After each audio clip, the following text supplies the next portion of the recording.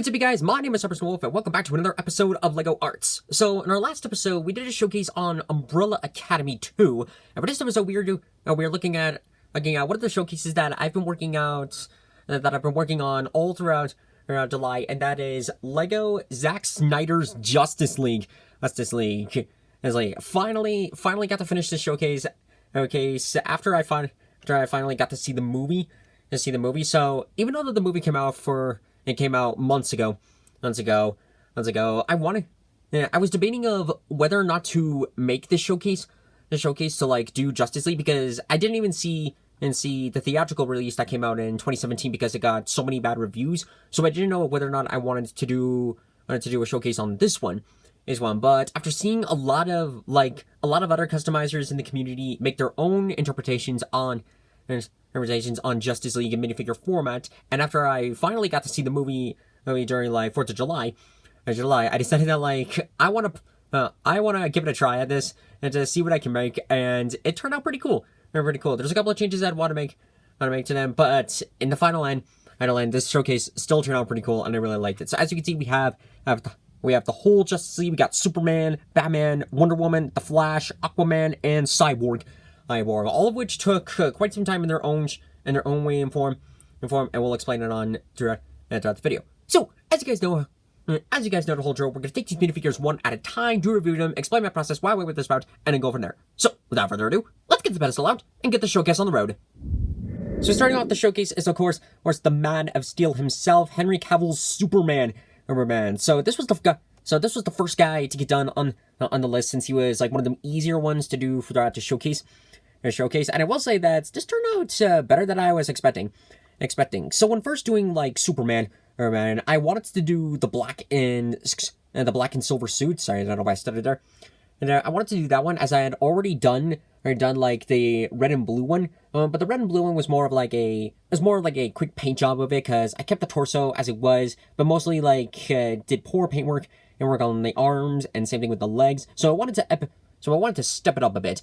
And experiment with with some other ideas, such as adding some clay onto this guy, some more hand painted work, and less on regular printing.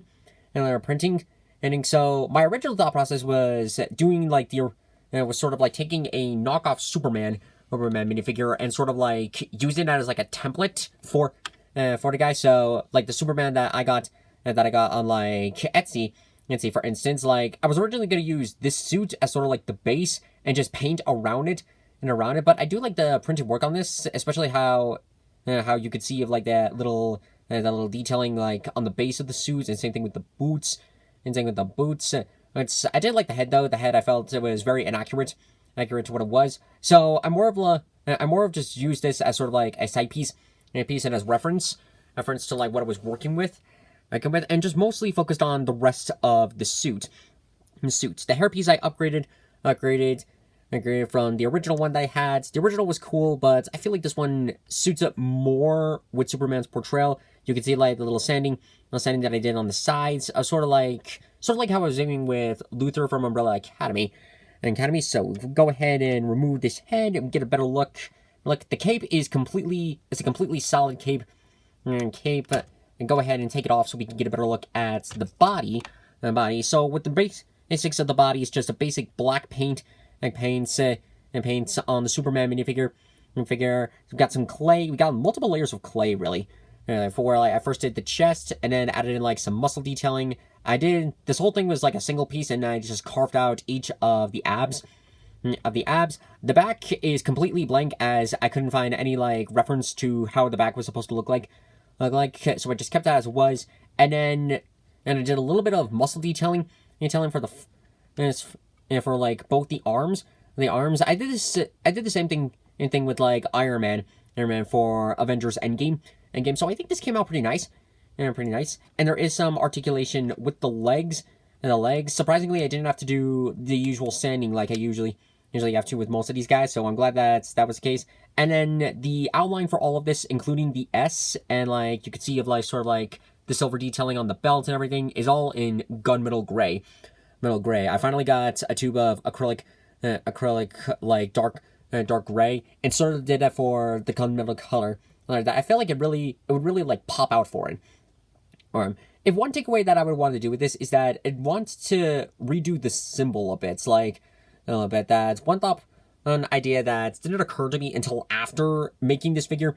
And the figure was maybe like taking another Superman minifigure, sawing out the S symbol, and then like using that as the base, because I felt that like it would have like been easier to have paint on the S, and also would have looked a little bit nicer than the one I got. It's not terrible, but that is sort of a change that I'd go with.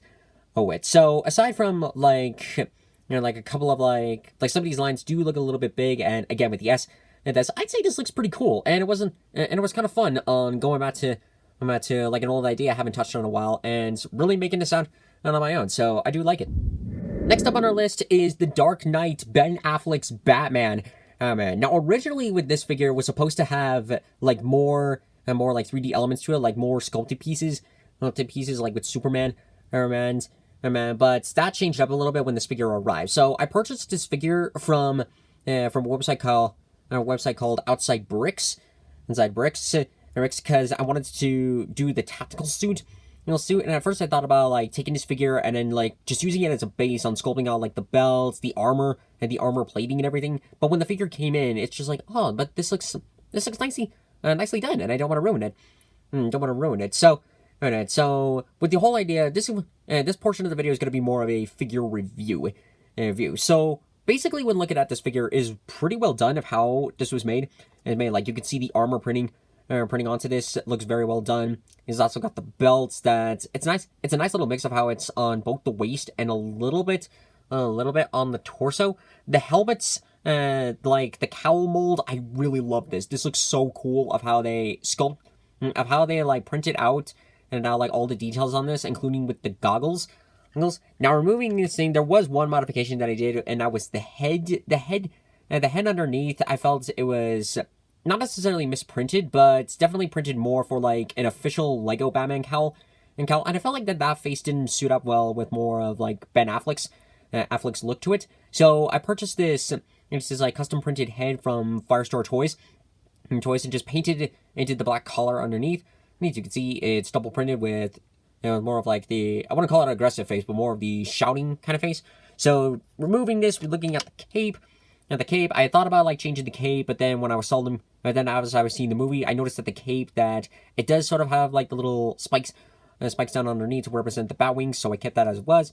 Though removing this, we can see that the printing continues on with the legs and onto the back really well. This looks really well done. And also we got some printing on the legs, and of course printing on the arms, which I do like.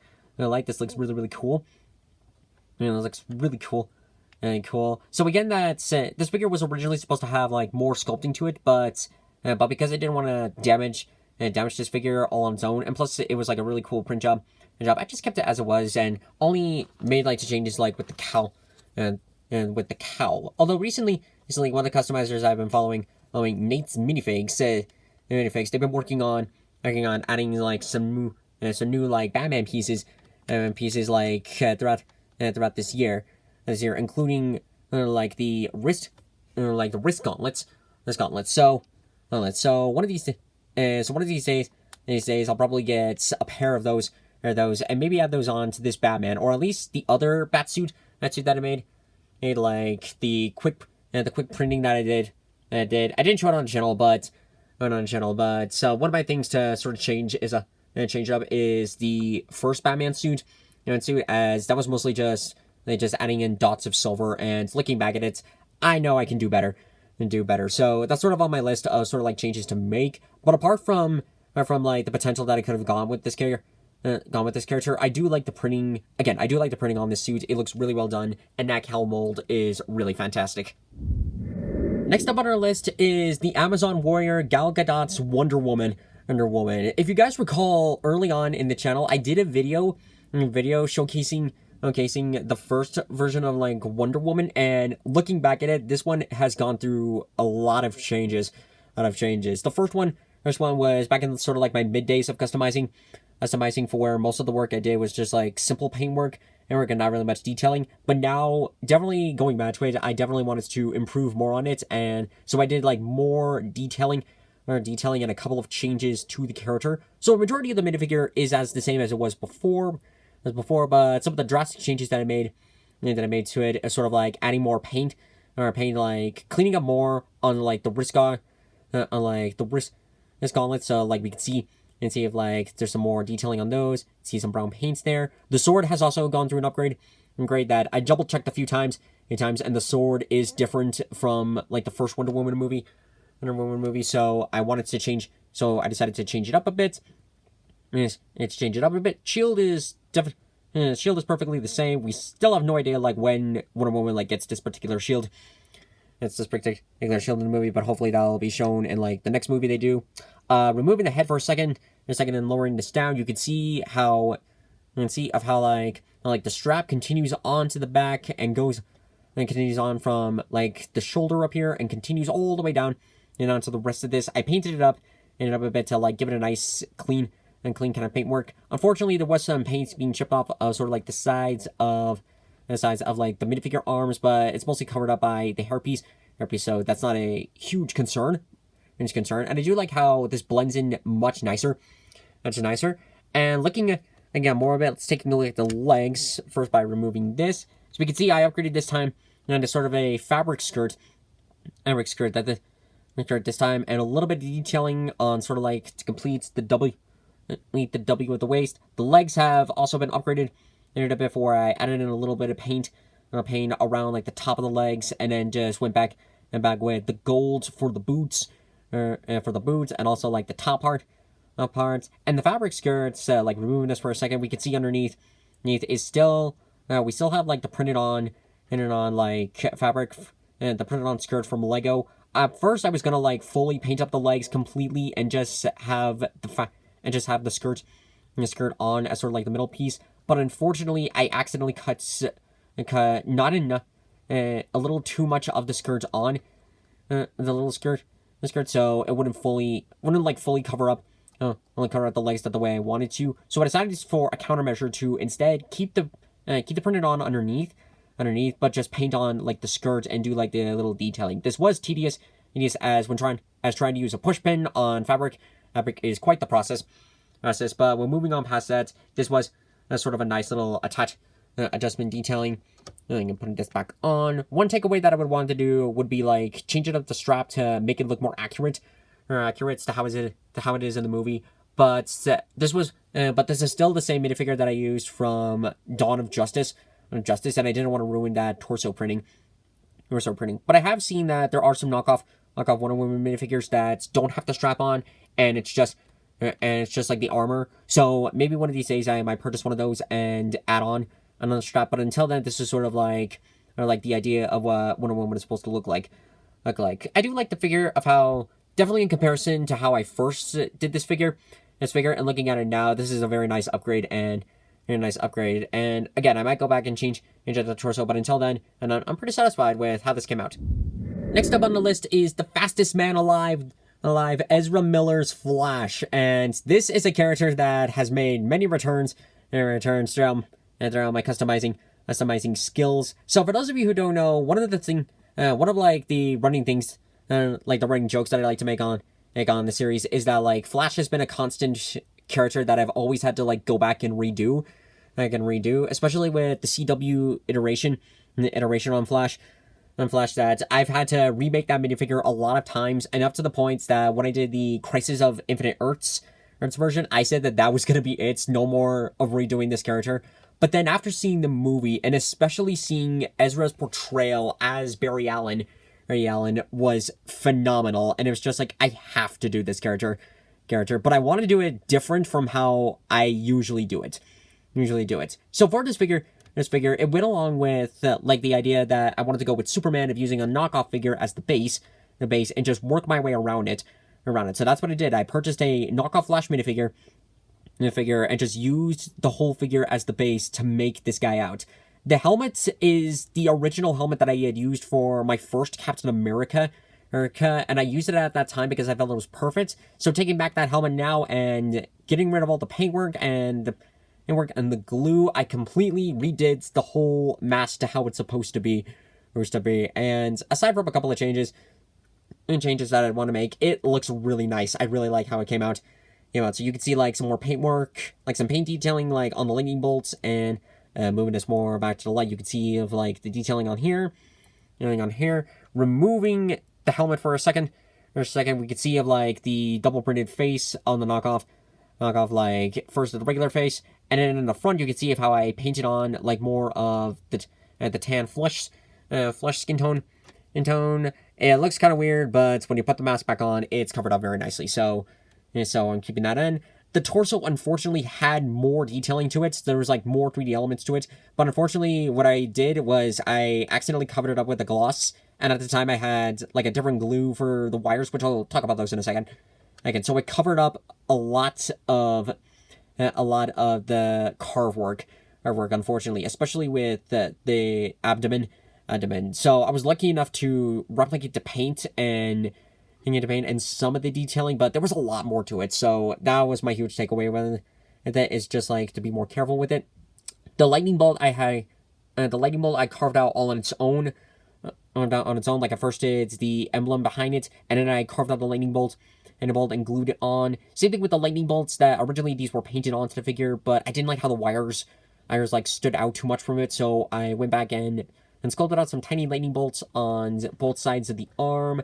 And the whole like paintwork is based off in like a maroon kind of color, pretty different from the other flashes that I did. But it looks really nice. Now moving on to the wires.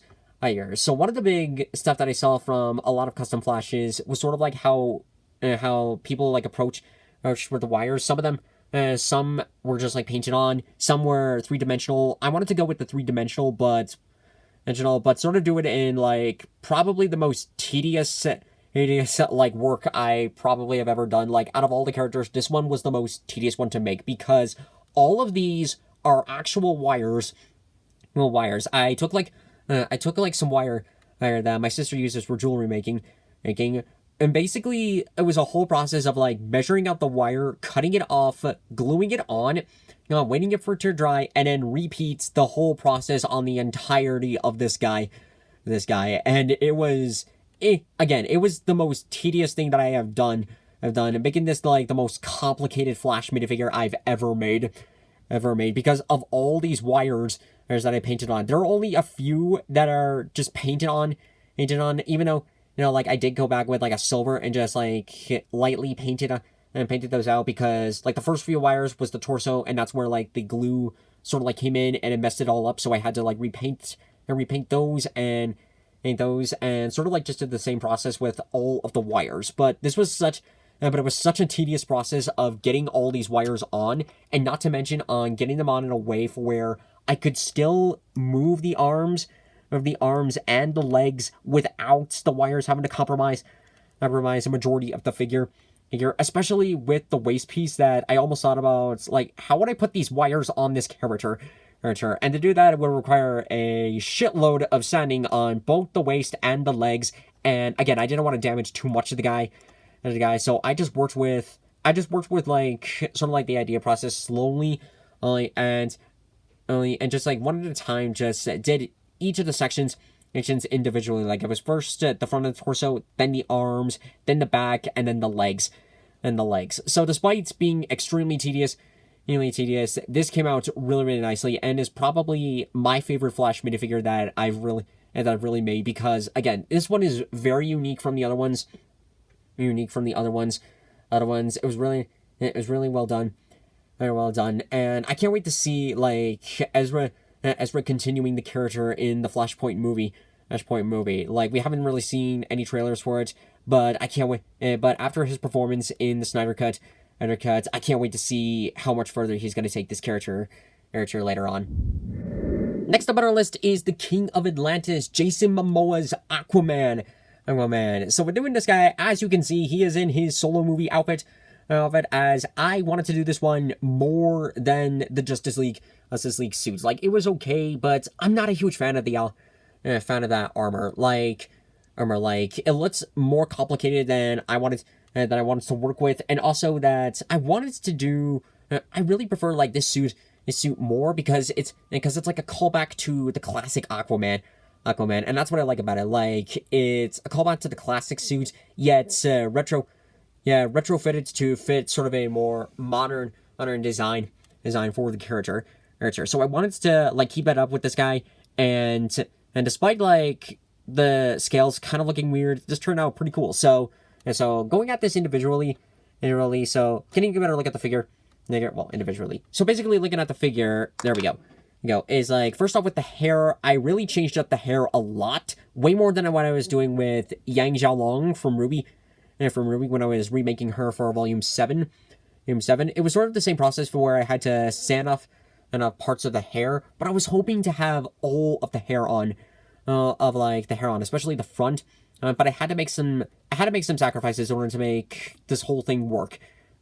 For where like I sanded off a lot of the front, sanded off the inside of it, in order for like this whole thing to like fit onto the torso. Like you could see that, like with Superman, it's got indented muscles to it. Same thing on the arms. Arms, like we really see. You see, like, sort of like the clay adding on here. I first did the muscles and then came back in with, like, the gauntlets. With the gauntlets a bit. I probably could have made these gauntlets a little bit smaller, but they're not terrible, so I'm okay with them. For the most part. And as you can see, like, paintwork continues on with the back. And the back. Nice part about this minifigure that I got is that the King's Gold that I used for, like, me painting the base of the figure suited well with like the original base for this minifigure, so it worked out. So all I really had to do was just add on a few coats to cover up the old printing. I probably could have just used some clear nail polish remover and just like got rid of the printing first and then add on the detailing. But it is what it is, and I was able to work with it. So you can see like some fabric pieces on here that I glued on and then like came back with some brown and did the detailing. Like on the sides, and same thing with the skirts. I'll talk about the skirt in a second. Well, it's not really a skirt, but anyways, it's a waist piece. Here we are. So adding this back on here, the hair piece is also like base brown, and then I went back in with a very light brown and just painted around this. And nice part about it is that it blends in pretty well for where you almost can't really see it. So I really like how this came out. I also painted up the hands and a little bit, and added in is nice emerald metallic green. I really like how this went. And I also had to do a little bit of sanding with the waist piece for the legs. Unfortunately, originally that's one of the things. So quit talking about with the waist piece. This piece was this waist fabric part. It was originally supposed to be very much like with Wonder Woman's, where it would just be like removable. But unfortunately, when I was doing the sculpting at the time, the thought that it occurred to me that the small part of the abs would have stuck with the waist piece, so I cannot remove the legs at all. The best that I could do is just like remove the legs from the sockets, but the waist piece is forever stuck to it. So that was an oops, but I'll take what I can get with the majority of this. And also like we got some glue. Got some clay on the sides and a little bit on the front. And after some sanding with the inside of the waist, I can do some articulation with the legs without having to compromise too much on the scales. Quickly fix the lighting. There we go. On the scales. And the hands, I didn't have any like just plain dark green hands, so I had to take some regular minifigure hands, paint them up green, and then go back with the sealant to like attempt to make the paint stay in. It's not the best, but it does look better than the most things that I did. If there's one thing that I definitely want to take away from this, it would be the Trident. The Trident is something I'm not super proud of, where like we could see of how it's, or like with the movie, this is the Trident, and Trident said that he wields to like control the seas and whatnot. So basically, this Trident was a basic. It was like an average Lego Trident that I modified a bit to like try and match up with the rest of the movie, with the movie version. It's admittedly was not what I wanted. Originally, I wanted to get like one of those tridents that I saw that Leve Bricks, I hope I pronounced that name correctly, that Leve Brick created this awesome Aquaman Trident, and it's granted, it is big for a minifigure, but it looks so awesome. Oh, awesome. And it looks awesome that I wanted to purchase one of those things, but with the resellers that I saw but some resellers like didn't have it, and the places that I did, and I was able to find it, and I like the purchase wasn't able to like fully go in, and I had almost at one point I almost got that Trident with an Aquaman minifigure, but unfortunately in the end it wasn't able to ship out. So sadly that Trident wasn't able to make it for this minifigure. Hopefully one of these days I'll be able to like get one of those.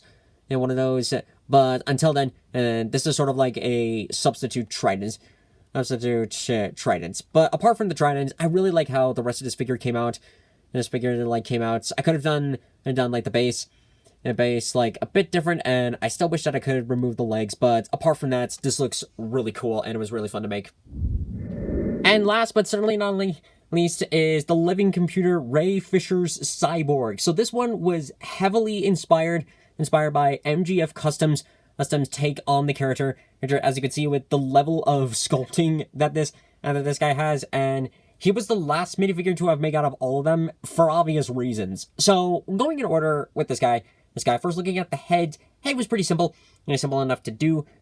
You just got like a new cyborg head underneath there, and unfortunately, since it was a knockoff minifigure, the helmet when it was like fully go on would not fully was like too far down, so it was a bit of a misprint on the top. So I basically just took some super glue and stuck it on to a point for where it'd match up, not exactly how I wanted it to look, but close enough. Not to it. He's also got like some detailing on top of all the way around his head, a little bit of extra sculpting like on the chin strap. On the back of the head, you can see like some additional sculpting like towards the hair, and the detailing continues all throughout the head, from like one side to the other, and then same thing with the top. On top, like taking this out for a bit, you can see a little outline detailing. Putting this back on, and one of the careful things that I wanted to do was carefully avoid like getting like any paint on the eye and a little bit on like this little scanner bit that he has on the top of his forehead. So it was a bit of a process to try and like make sure that this wouldn't get too messed up. Luckily, I was able to prevent the eye from getting messed up. But I was able to like go back and repaint the little scanner bit. And after like doing a full new base paint on with this character, the sides definitely look much nicer than how it did the first time. Now, moving on to the biggest takeaway, and this was the sculpting. This was quite the process to do. As again, I said, this was heavily inspired by MGF Customs minifig. So a lot of this is like very much sculpting for where like I had to do some sanding in the torso or so, add some clay like on the front, and like just do some carving with this guy.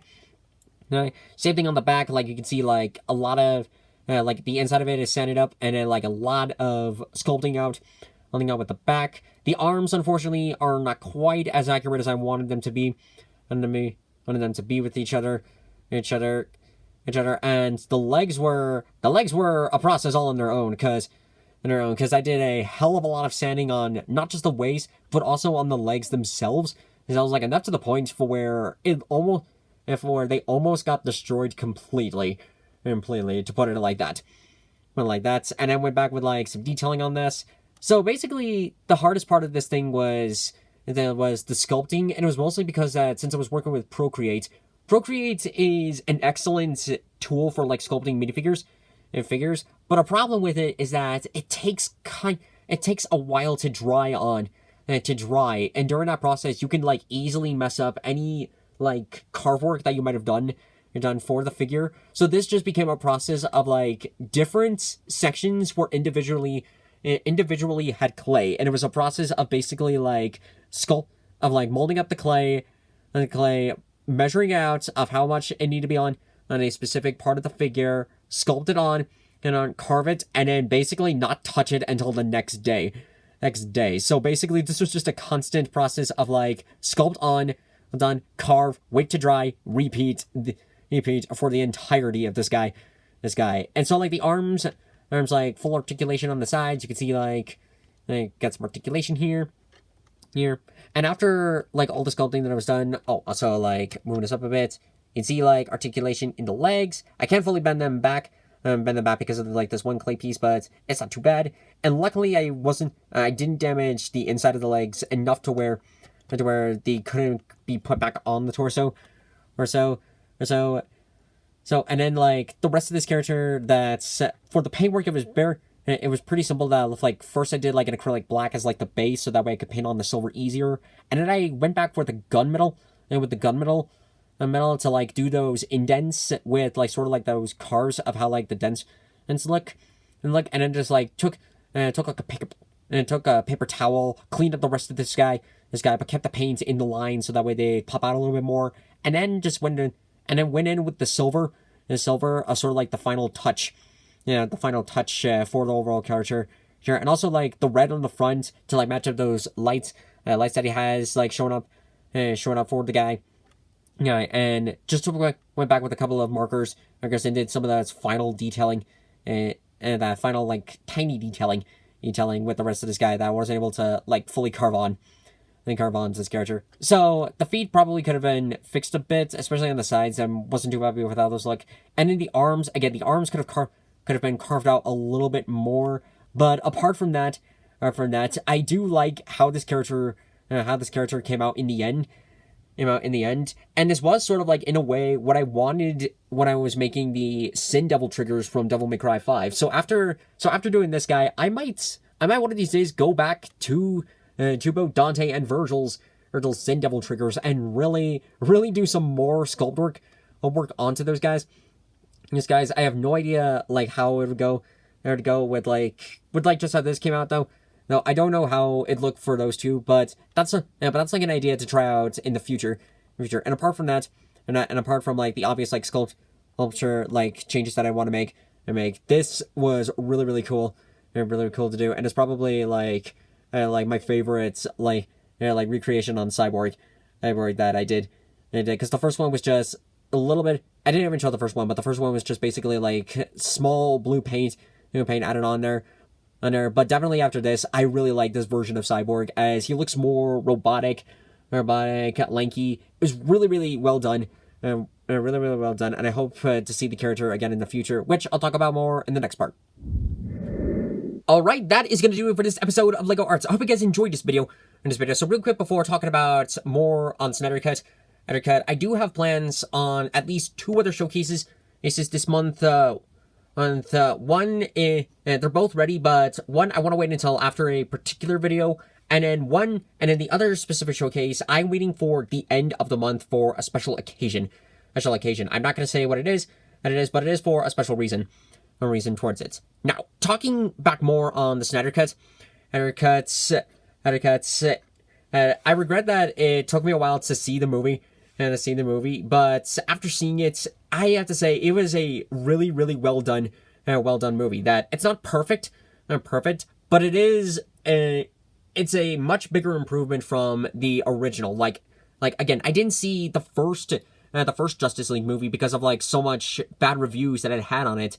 And I didn't want to bother with it. But after seeing Snyder Cut, I don't even want to see what originally was, as people have been calling it, Justice League, because it was really, because again, the whole Snyder Cut was really well done. It's quite the experience. It reminds me a lot of like the Lord of the Rings extended trilogy, where you basically just have to book a weekend again, and just watch the whole movie straightforward, because it's like 4 hours of like awesome experience with all of it. It's like, again, I'm a broken record. It's really well done. Casting was fantastic. Each of the characters had like their big shining moments throughout the movie, and overall just really amazing. So also real quick, if you're wondering about like some other minifigures to do from Snyder Cut, I'm not really gonna do any other characters. That's with Martian Manhunter. He was in the movie, but I honestly couldn't find enough like good angles to like get a full idea on the character, so I didn't do that. John Stewart, like Green Lantern, was I guess originally supposed to be in the movie, but they wound up not being able to put him in. So that's kind of a bummer that we didn't even get to see like what it would have looked like if he had made an appearance there. I would have enjoyed it. With Darkseid, again, same thing with Martian Manhunter. I couldn't find any good any like good enough references to like fully get an idea of what he would look like for a Big Fig. And Steppenwolf, forget it. I'm not even going to attempt that because his armor is very spiky. Like it would take a lot of clay to sculpt out the head, the armor, even the hands and his weapons. Forget it. I am not going to attempt that monster of a character.